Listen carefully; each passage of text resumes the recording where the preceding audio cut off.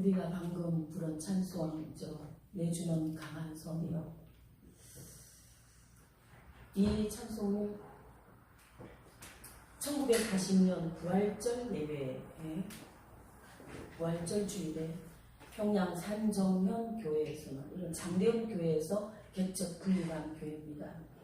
교회에서는 당시에 신사참배를 거부하고 또 그 반대 운동을 하는 주기철 목사를 체포하기 위해서 평양 경찰서에서 형사들이 와서 출입문에 이제 겹겹이 에워싸고 있었고, 예배당 안에는 일제의 사주를 받은 노예원들이에요. 장로와 목사 7명으로 구성된 정권위원들이죠. 그분들이 또 교회 안에 있었고, 교회 안에는 800여 교인들이 이제 부활절 예배를 드리기 위해서 모여 있었습니다. 예배가 시작될 때에 장로 피택을 받은 양재현 집사가 앞으로 나가서 찬송을 인도하게 되는데 이 찬송을 불렀어요. 내주는 강한 성이요. 성도들과 함께 뜨겁게 이 찬송을 부를 때에 노예위원들이 나와서 소리를 지르고 화를 내면서 이 찬송을 부르지 못하게 저지하고 양 집사를 앞에서 끌어내렸어요. 찬송은 멈추지 않았습니다. 잠시 후에 흰색 두루마기를 입은 그 양 집사님 아니고요. 흰색 두루마기를 입으신 그 주기철 목사님이 등단하고, 목사님은 강단에 서셔서 손뼉을 치면서 힘차게 찬송을 불렀어요. 찬송하시는 목사님의 모습은 야이고 파리하고 했지만 그 음성이 크고 맑고 그 용기가 이 땅의 사람과 같지 아니하였다. 한국교회사에 기록되어 있는 내용입니다. 585장 이 찬송이 갖는 별칭은요, 믿음의 찬송, 승리의 찬송, 투쟁의 찬송, 그런 별칭을 가지고 있어요. 일제에 저항하면서 만세운동할 때 기독교인이었던 많은 독립운동가들이 이 찬송을 부르면서 믿음의 승리를 다짐하고 다져나갔고요. 서대문 형무소의 여옥사죠. 여성 제수들을 가두는 여옥사에서는 매일이고 이 찬송이 끊이지 않았다라는 거예요. 시편 46편에 하나님은 우리의 피난처시요 힘이시니 환난 중에 만날 큰 도움이라, 이 말씀에 의지해서 마틴 루터가 작사하고 작곡한 찬송입니다. 이 찬송은 불의에 맞서서 싸우는 곳에, 또 종교개혁의 현장에, 또 신앙 공동체가 결속을 다지는 그 다짐의 자리에 500년 동안이나 불러졌던 찬송이에요. 교회사에서 10월은 개혁의 달입니다. 우리는 개혁의 계절이다, 이렇게 이야기를 해요. 프로테스탄트 모든 개신교는 1517년 10월 31일의 종교개혁, 이날을 기억하며 이날을 기념합니다. 아무리 의미가 있는 역사적인 사건이라고 해도 익숙해지면 또 시시해지기 마련이라. 그래서 교회는 이 개혁의 정신이 묻어지지 않게 하려고, 그 개혁의 참된 의미를 우리가 깨우고 늘 되새기기 위하여 종교개혁 기념주의를 제정하고, 그리고 모든 개신교가 이 기념주의를 지키고 있습니다. 오늘은 506주년 종교개혁 기념주일입니다. 종교개혁은 도시, 그 장소가 각각 다르고 그 연대의 간격이 있고, 그리고 또 그 특징적인 성격의 차이는 있지만 우리는 마틴 루터와 칼빈과 저밍글리를 생각하게 되죠. 실제로는 더 많은 사람들이 여기 함께 있었어요. 본질을 상실한 교회가 진리도 없고 예수 그리스도도 없이 형식적인 예배를 드리고 있었고, 각종의 부패들과 지나친 부당한 보안권과 면죄부 판매와 이런 것들이 항거하는 운동이었어요. 싸움이 아니고 운동이요. 루터가 작성했던 95개의 조항에 대해서는 우리가 많은 설교를 들었어요. 근데 실제로 이 안에는 당시의 복잡한 신학적인 문제와 교리에 관한 문제와 잘못된 용어 사용, 이런 문제들을 지적하는 것과 죽은 자에 대한 것, 연옥에 대한 문제와 성자를 정하는 이런 많은 문제들이 이 안에 있었어요. 95개 조항 안에. 근데 지금 우리 그 개신교 입장에서는요, 전혀 다른 현실이에요. 이때는 단일 기독교로서 로마 가톨릭 교회가 기독교였었거든요. 자, 우리 현실과는 다른 내용들이고 또 더욱이 우리 현대 교회로서는 이해할 수 없는 그런 내용들이 너무 많습니다. 이 95개의 조항 안에는. 그러나 전체적인 개요는 말씀과 진리로부터 교회가 벗어났다. 복음이 없는 우리 교회들이 됐다. 이거예요. 그 95개의 조항들을 이렇게 쭉 봤었던 때가 있는데요. 지금 우리 교회에게도 본질적인 문제가 되고 있는 조항들이 이제 62번 조항이나 94, 95, 18조항 이런 부분들이 고난이 없는 하나님의 영광을 어떻게 우리가 바라볼 수 있냐? 왜? 십자가는 거절하고 우리는 축복은 받아들이느냐? 이런 조항들이고 하나님의 은총과 거룩한 복음으로 우리가 돌아가지 않으면 안 된다라는 그런 조항들은 오늘날 우리 현대교회도 우리 개신교회도 적용이 되는 조항들입니다. 그러면 이것이 갑자기 일어난 일이냐? 그렇지 않습니다. 오랫동안 교회의 잘못된 부패가 축적되어 있었고요.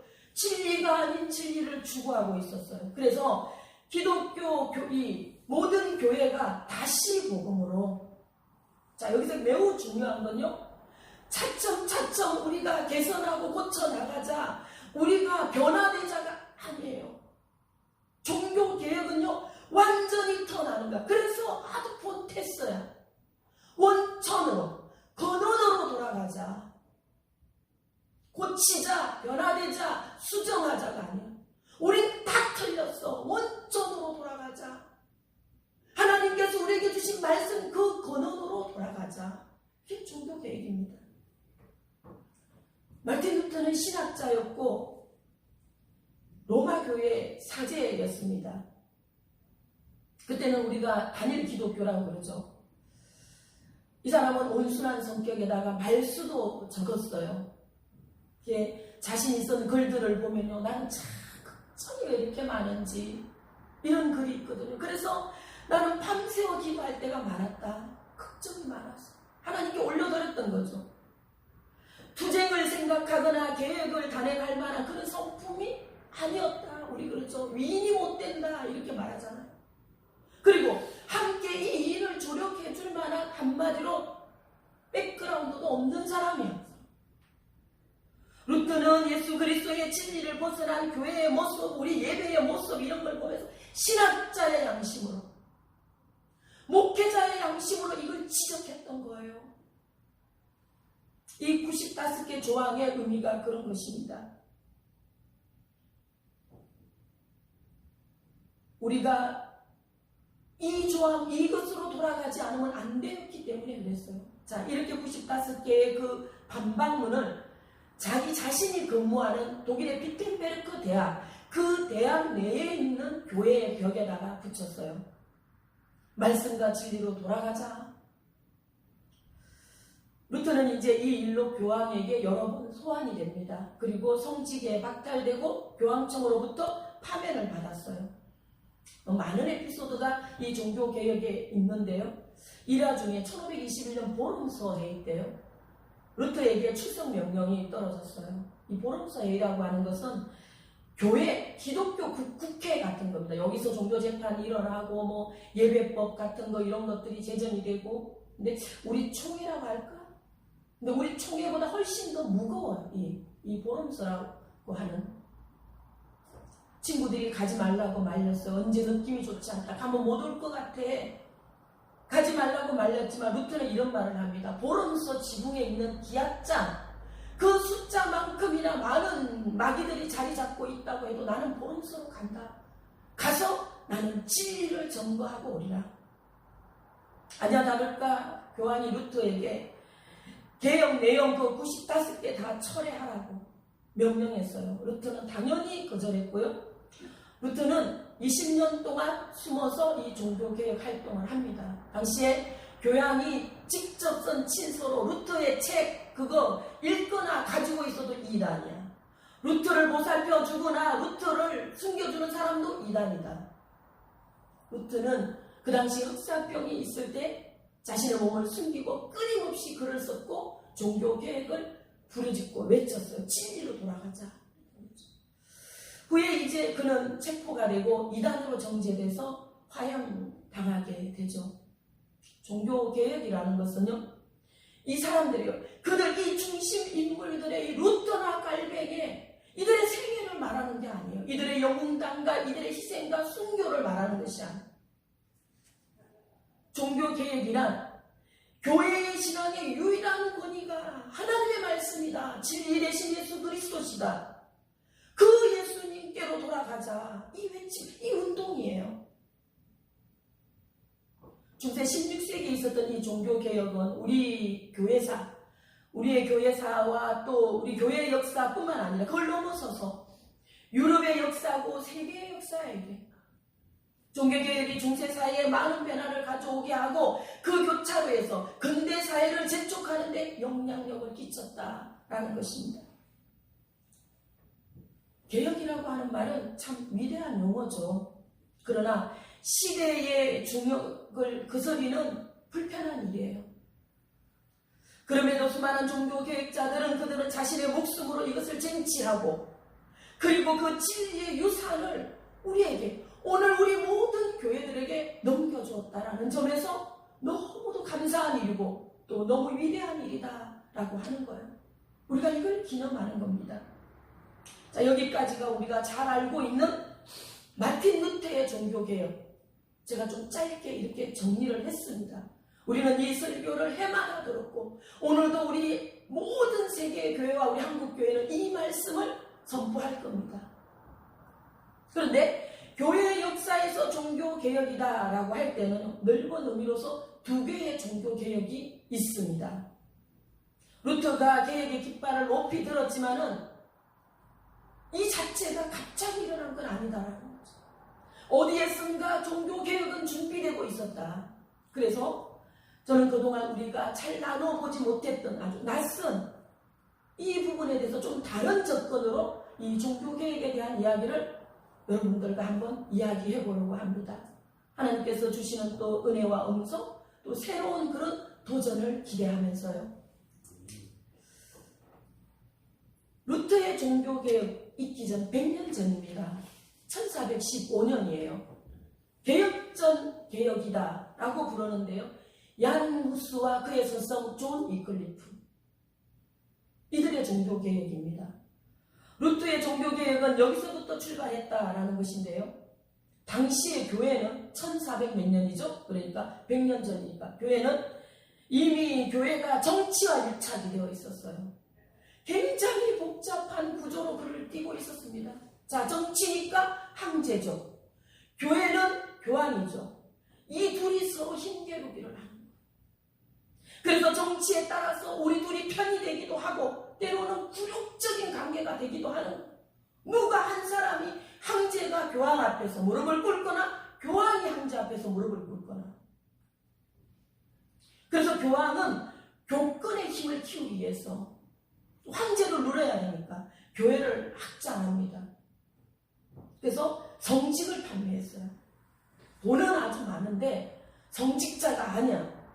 그러면 내 재산을 교회에 기부하고 내가 성직을 살 수 있는 거야. 그래서 많은 목회자 수를 불리고 늘리는 거예요. 우리는 머릿수로 하겠다. 그 다음에 큰 성전들을 건축하는데 외형적인 압도죠. 실제로 노트르담 대성전 같은 경우는 14세기에 지어졌는데 이건 보기만 해도 숨이 꽉, 얼마나 압도적인지, 얼마나 웅장하고 아름답고 뭐 이루 설명 말할 수 없습니다. 황제가 아니고 황제의 황제가 와도 그 앞에 서면 종교의 힘으로 누름을 받을 수밖에 없는 거. 뭐 그 안에서 하나님이 탁 나오실 것 같은. 또 십자가 전쟁, 십자군 전쟁 중이었었습니다. 그때 100년 동안이나 걸어왔어. 전쟁에 나갈 군인이 없는 거예요. 그래서 황제와 교황이 서로 의논하고 짜고 중재인들, 범법자들, 지금 감옥의 형무소에 있는 사람들, 그들에게 이제 교황의 명령서와 면죄부를 줘서 군대에 내보내기 시작합니다. 지는 안 살아도 돼요. 여기 갔다 오면 네 이름에 빨간 줄 그거 없게 해줄게. 군대로 보내는 거예요. 근데 범법자들인 이들은 기본적으로 포악하고 잔인한 사람들이잖아요. 자기들이 자칭 거룩한 전쟁이다, 성전이라고 하죠. 이 전쟁을 하는 그들이 종교의 이름으로 과연 이 사람들이 가서 제대로 전쟁을 하냐라는 거예요. 부작용이 얼마나 많았는지 아니야 다를까 하던 짓이 그런 짓들이라. 가서 전쟁하는 것보다는 부여자들 급탈하고 상점을 약탈하고 온갖 못된 이미지를 다 버리는 거예요. 하나님의 진리가 왜곡된 교회 안에 복음을 얻고 이런 짓이 일어나고 있는 이런 일들을 교회의 중심이 예수 그리스도가 아니고 그 자리에 교황이 있었습니다. 하늘 교황의 근위가 하늘 위에 있었어요.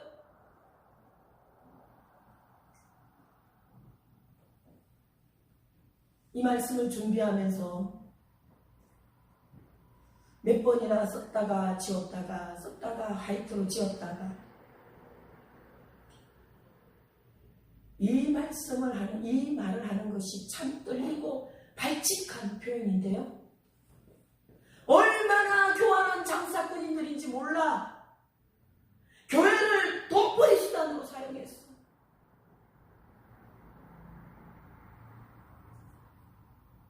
어느 시대든 어느 때든 교회에서 이 모습이 드러나지면 막장이에요. 그곳에는 주님이 계시지 않는다고 믿어도 틀린 답이 아니에요. 세상의 유행이 그렇고 시대의 사조가 시대의 흐름이 그렇다. 그 무엇으로도 합리화될 수 없고 변명할 수 없는 거예요. 왜? 주님의 몸 되신 교회다 말씀하셨어요. 피 흘려 사신 교회라고 말씀하셨기 때문이에요. 개혁교회는 항상 개혁한다. 이 말은 칼빈주의에서 나온 말입니다. 이건 뭐냐? 우리가 불완전하다라는 것을 인정하는 거죠. 이 세상에서 완전한 교회 없다. 그렇기 때문에 우리가 완전할 수 없기 때문에 우리는 곁길로 가다가도 다시 말씀으로 돌아오고 진리 아닌 것을 우리가 추구하다가도 진리를 돌아. 그거 항상 해야 돼. 매일 해야 돼. 작년에도 하고 오늘도 해야 돼. 올해도. 그래서 항상 우리는 개혁한다. 개혁이라는 것은요, 비판하고자 하는 것도 아니고요. 어떤 교가 잘못됐다고 그 교를 폄훼하는 것도 아니에요. 또 내 주장과 내 신학을 펼치는 것도 아니에요. 개혁은 교회는 하나님의 이 진리 안에 있어야 된다는 것을 말하는 거예요. 외치는 거예요. 이 100년 전에 먼저 있었던 개혁 전 개혁. 중세 14세기의 종교개혁이라고 그러죠. 여기에도 많은 사람들이 이름이 있어요. 제가 준비하면서 배웠던 그 기억이 나서 너무 은혜가 제 속에 넘쳐서 그 이름을 다 말하고 싶고 그 스토리를 다 얘기하고 싶었지만 우리 말씀의 시간이 정해져 있어요. 수많은 이름들이 그 안에 있어요. 같이 함께. 근데 오늘 제가 말씀드리고자 하는 그 중심에 있었던 얀 후스라는 사람입니다. 후스는 프라하에 있는 신학대학의 교수였습니다. 이 사람은 보헤미안 출신, 지금의 체코슬로바키아죠. 그의 고향은 가난한 곳이었어요. 정말 어렵게 그렇게 신학교를 졸업하고 프라하 대학의 교수가 되었습니다. 이 사람은 자기 서성인 존 위클리프에게 많은 영향을 받죠. 존 위클리프의 신앙과 그의 신학과 이런 것에. 자, 존 위클리프는 어떤? 종교개혁의 아버지다. 선구자다라고 부르는 사람이에요. 이분은 대학의 강단에 서서 성경에 입에 대는 것은 꼴을 못 보는 거예요. 과감히 그것을 비판했습니다. 수많은 제자들이 있어요. 야누스와 같은. 이 영향을 받고 야누스는 굉장히 강직한 신학대학 교수가 되어 있었어요. 근데 교회가 이렇게 정치와 결탁이 돼서 힘겨루기를 하는 동안에 예수 그리스도는 없고 교회의 본질은 잃었고 어디로 가야 할지 방향도 길도 잃은 교회들 온통 사치만 난무한 거예요. 교회 안에. 당시가 14세기라고 그랬죠. 이때는 영국과 프랑스의 그 건축 양식을 많이 모방하고 그 영향을 받았거든요. 뭐 우리 요새 TV에 역사에 관한 이야기를 많이 하니까 건물이 보면은 막 들쭉날쭉, 높낮이가 들쭉날쭉하고 그 지붕 천장이 창끝처럼 뾰족뾰족하기도 하고 이런 교회들, 성당들 보시잖아요. 이게 기하학적인 공법이라 이게 고딕이에요. 고딕 형식의 이게 유행했어. 수많은 교회들이 도시마다 이 교회를 지은 거예요. 그리고 그렇게 지어진 성전 안에는 값비싼 성화들, 미술품이죠. 그림이나 벽화나 막 이런 것들이 교회에 빼곡히 장식되어 있어요. 자, 이게 다 뭡니까? 돈이죠. 돈이 있어야 하잖아요. 그래서 성직 매매하고 맹제부 판매하고 교회의 근안을 돈으로 팔았어요. 하나님께서 주신 성직이잖아요. 하나님께서 주신 권한이잖아. 하나님의 영광과 교회와 진리를 위해서 쓰여질 이것이 인간의 가치와 인간의 욕망을 따라서 사고 팔았어. 교황의 명령서는 성경보다 더 위에 있었습니다. 신학 교수였던 얀 후스는 학생들에게 이거 잘못되었다, 틀렸다라고 가르쳤어요. 교회의 건의가 어떻게 교황일 수 있느냐? 교회의 건의는 오직 성경이다. 오직 하나님의 말씀이다. 교황이 이 이야기를 소문으로 듣고 후스를 위험한 인물로 간주하고 우선 먼저 교수직을 박탈합니다. 그리고 프라하에서 추방을 시켰어요. 제자들과 접촉하지 못하도록. 얀 후스는 그 후로도 계속 교회 회복에 바른 예배로 회복하기 위하여 계속 진리는 사라지지 않는다 계속 외치고 운동했어요. 한 900년 동안요, 교회는 모든 문서와 성경과 설교와 이런 모든 것들을 라틴어로 쓰고 있었습니다. 이게 로마 제국주의 때 쓰던 거거든요. 이 라틴어는 공통어이기도 하면서도 굉장히 어려운 언어야. 여기서 제가 라틴어로 설교한다면 좀 외람되지만 못 알아들으시는 분들도 많아요. 학생들이나 좀 알아들을까? 근데 모든 예배 형식이 다 라틴어로 되어 있는 거예요. 이 당시 교회 예배가. 그래서 추기경이나 주교나 사제들이 나와서 그 어려운 라틴어로 입에 넣어놓고 흥얼흥얼하면서 이렇게 하면서 여기 가서 종 2번 흔들고 또 성수 뿌리고 성부와 성자와 성령의 이름으로 여러분들과 함께 또한 사제와 이걸 하는데 못 알아들어. 그러면 이 예배 뭐하러? 이들은요 눈으로 보는 그 행위 자체가 하나님의 임재고 그 예배라고 믿고 있습니다. 하나도 하나님의 말씀을 알아듣지 못하면서 그 예배에 있는 거예요.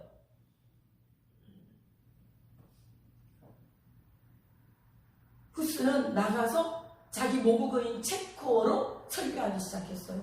거리에서 설교하고 공원에서 설교하고 사람들이 생전 처음 듣는 거예요.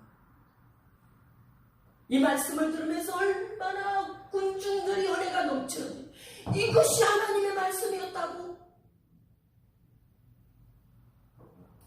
그럼 교회가 왜 이렇게 타락하겠냐? 이 교회, 기독교의 역사를 한번 우리가 좀 짚고 또 그렇게 한번 보고 넘어갈 필요가 있는데요. 그 기독교는 어떤 종교냐? 기독교는 언제부터냐? 기독교인들 중에서도요, 의외로 많은 이들이 나는 우리 기독교를 잘 정의하지 못해. 그냥 우리는 예수님을 믿어. 이게 정의예요. 기독교의 정의예요. 예수 그리스도를 믿는 종교, 기독교. 이 기독론입니다. 이건. 저 어느 방송 채널에서요, 최근에 본 겁니다. 최근에 예능 프로 중에 게스트로 4대 종교 지도자들 보신 분 계실 거예요. 4대 종교 지도자들이 나오는 어떤 프로가 있었어요. 거기에 조계종 성간사 추지신 분이 나오셨더라고요. 뭐 이분이 요즘에 좀 유명하신 분이고 방송 잘 나가시는 분, 저는 처음 뵀어요.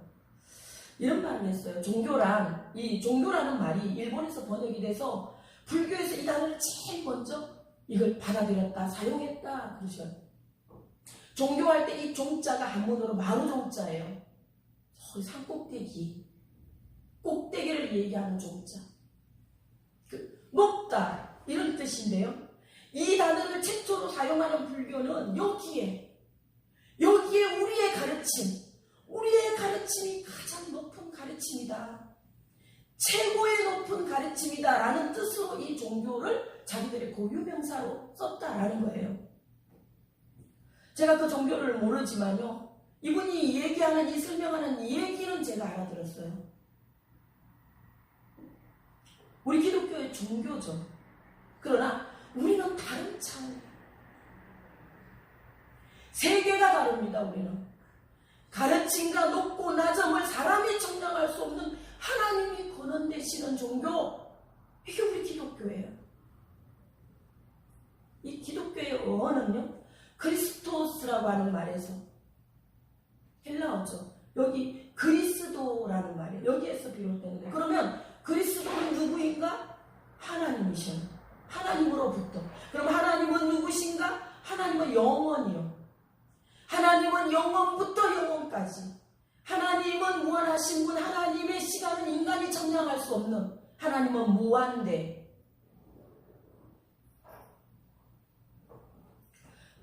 우리가 종교적 의미로서 기독교를 정의해야 하라고 한다면 그렇습니다. 기독교의 시작은 예수 그리스도께서 오심부터, 2000년이죠. 우리 기독교 역사는 2000년 역사다 그러잖아요. 그랬더니 어떤 종교학자들이 기독교는 역사에서 좀 딸린다. 너희 역사는 너무 짧다. 이렇게 종교가 그래도 한 10,000년, 20,000년은 돼야지. 이분은 하나님께서 태초심을 잘 모르는 사람이기 때문에 이렇게 말한 거예요. 기독교는 우리가 어떤 가르침을 하게 가는 것이 아니야.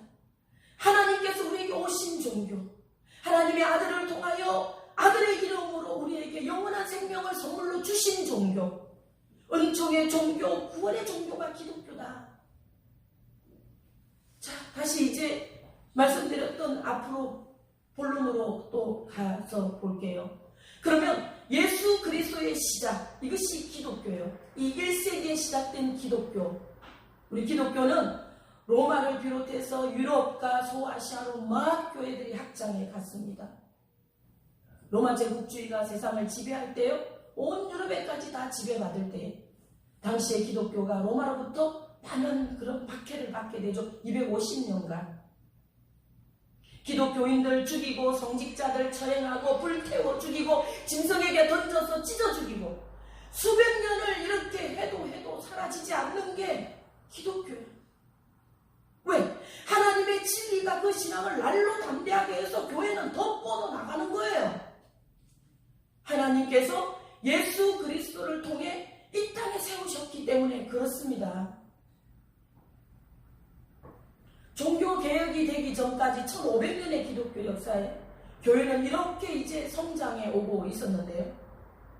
중세 초기에 와서 또 중세 그 중간기를 거치면서 르네상스 시대가 있었어요. 이때에 많은 철학들과 많은 사조들의 물결이 막 들어 교회 안에까지 들어와서 교회가 타락하기 시작한 거예요. 예수 그리스도의 진리에서 점차 멀어지고 세상에서 말하는 그 철학과 우리 교회가 상당히 연관성이 있다고 생각하고 그것을 따라가는 거예요. 세상 풍조는. 그래서 진리는 예면되고 교회가 부패하게 되기 시작합니다. 하나님께서 하나님의 쓰시는 종들을 보내시고 그들이 일어나서 자신들을 내어놓고 이 진리를 위해서 싸웠다라는 거예요. 그래서요, 언제나 영원히 지금도 그때도 온전한 교회됨의 바로 밑에는 하나님의 말씀 진리뿐이다라는 거예요. 요한복음 18장에서요, 빌라도의 법정입니다. 빌라도 총독이 우리 예수님께 질문했어요. 진리가 무엇이냐? 예수님께서 나야.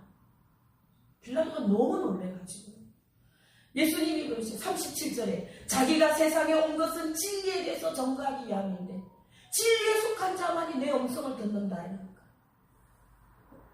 그래서 빌라도가 이 법정 안에는 또 방청하신 분들도 있고 하니까 예수님만 자기 간저로 따로 불렀습니다. 그러면 당신이 너가 왕이냐 물었어요.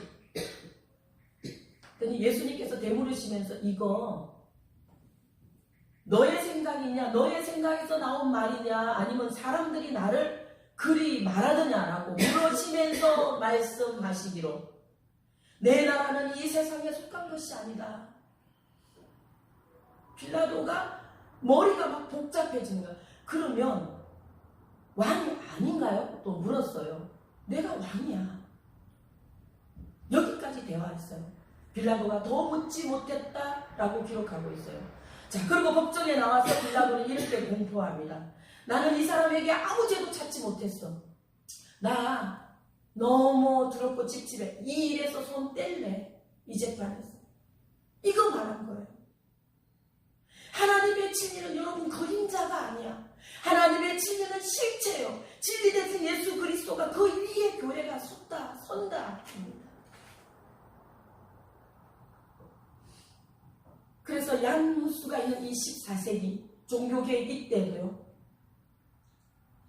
이미 교회가 이 본질을 상실했기 때문에 이 모습을 바라보면서 얀누스는 신학자의 또 양심으로 하나님의 진리로 돌아가자라고 목소리를 높이고 항거했던 것입니다. 후스는 이렇게 외쳤어요. 교회의 참머리 되심은 교황이 아닌 예수 그리스도입니다. 교회의 참법은 교황의 명령서가 아니에요. 하나님의 말씀, 성경 말씀입니다. 교회와 성도들의 생활은 우리 주님께서 가르쳐 주신 대로, 주님이 몸소 보여주신 대로 우리는 검소해야 해요. 이거 외쳐서 이걸 얘기했습니다. 콘스탄츠 공예가 후스를 불렀어요. 당신 말이야, 지금 이 한 말들, 너의 이 쏟아낸 말들, 이 언설들을 다 철회해. 후스는 당연히 거절하죠. 진리는 사라지지 않습니다. 내가 주님 앞에 가서 어떻게 무슨 면목으로 주님을 뵙겠냐라고 말을 하고 후스는 체포됐어요. 교황이 후스에게 나는 이단의 우두머리다 라고 그 새겨진 모자를 씌우고 공개 하육시켰어요. 후스가 죽기 전에 남긴 그 마지막 말들을 그의 제자들이 기록을 했는데요, 이렇게 기도했다 그래요. 하나님, 나의 적을 한 명도 남김없이 용서하여 주옵소서. 진리를 지키기 위하여 순교하고 희생됐지만은 그가 죽은 후에도 그 불씨가 꺼지지를 않아. 그 후스파라는 것이 있습니다. 그 제자들을 중심으로 된 공동체예요. 이 후스파는 계속적으로 교회 개혁, 그것에 그냥 기도하고 또 희생당하고 또 부러지고 이 운동을 했어요. 그렇게 100년이 지나서요, 마틴 루터와 칼빈과 쯔빙글리와 그 이상의 수많은 사람들의 거룩한 이름들이 그 개혁자들을 일어서게 했다라는 거예요. 그래서 마틴 루터의 종교 개혁은 얀누스 줄기에 열린 열매다라고 많은 학자들은 기록하고 있습니다. 고린도후서 13장 8절에요. 바울이 이제 고린도 교회를 3번째 방문하려고 준비를 하면서 고린도 교회에다가 편지를 쓰는 내용이 있습니다. 내가 곧 갈 건데 걱정이 많다라는 거예요. 편지에 진짜 그렇게 썼어요. 13장 8절에. 내가 가서 너희들에게 재정적인 폐를 끼칠까 봐 또 걱정이 되고, 또 너희들은 끌피담은 폐 짓고 당 짓고 그리고 나하고 다른 패는 또 비방하고 이러는데 내가 가서 그 꼴을 또 볼까봐 그게 걱정이 되고, 또 내가 전에 갔을 때 너희들 엄란하고 호색하고 더러운 거 그런 거 빨리 버리고 회개하라 그랬는데 그거 아직도 회개하고 있지 않는 걸 내가 보게 될까봐 무섭다 겁난다, 두려워하노라, 이렇게 썼습니다. 편지에다가. 근데 그러나 우리는 진리를 거슬러서 아무것도 할 수 없고 오직 진리를 이해할 뿐이니 이렇게 편지에 썼어요. 이 걱정 저 걱정 오만 걱정 다 하는 바울은 그러나 진리를 위하여 진리를 거슬러서는 할 수 없으니 진리를 위한 길이니 가서 내가 욕을 먹고 내가 오해를 받고 내가 조롱을 받아도 내가 볼 꼴 안 볼 꼴을 다 본다고 해도 간다라는 거예요. 너희에게 간다 이 말이에요. 현대를 살아가고 있는 우리 기독교인들, 우리에게 있어서 오늘의 개혁교회는 교회 개혁은 무엇인가? 우리 뭘 개혁해야 합니까? 우리가 루트며 후스라면, 우리가 깔뱅이라면, 우리는 과연 우리 자신을 내어놓고 지금 지켜내야 할 것이 무엇인가? 우리도 진리예요. 우리도 이 예배의 본질과 진리를 회복하는 것, 이것뿐이에요. 제가 바로 밑으라 그랬잖아요. 하나님의 진리 말씀 돌아가고 바른 예배로 우리가 서고, 다른 길, 여러 길, 넓은 길이 있을지라도 예수 그리스도의 그 길로 걸어가는 우리 자신, 우리의 교회들로 오늘도 우리는 진리를 개혁하는 겁니다. 하나님의 진리는요, 몸 대신 교회를 통해서 세상을 밝게 해주고 우리 가슴도 밝게 해주고 진리가 너희를 자유롭게 하리라. 이 진리 안에 거하는 사랑하는 우리 시온의 모든 식구들과 우리들의 가정과 무엇보다도 하나님께서 피 흘려 사서 세워주신 우리 거룩한 성 시온교회 될 수 있기를 주님의 이름으로 축원합니다. 아멘. 기도하시겠습니다.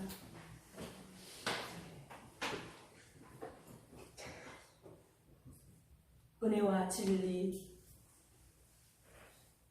길과 진리 되신 주님, 저희들에게 진실한 믿음을 주옵소서. 우리 자신과 우리 교회가 항상 깨어 기도하게 하옵시고 복음 그 원천으로 돌아가기를 늘 노력하고 애쓰게 하옵소서. 진리 되신 주님을 찬양하는 우리가 되게 하여 주시옵소서.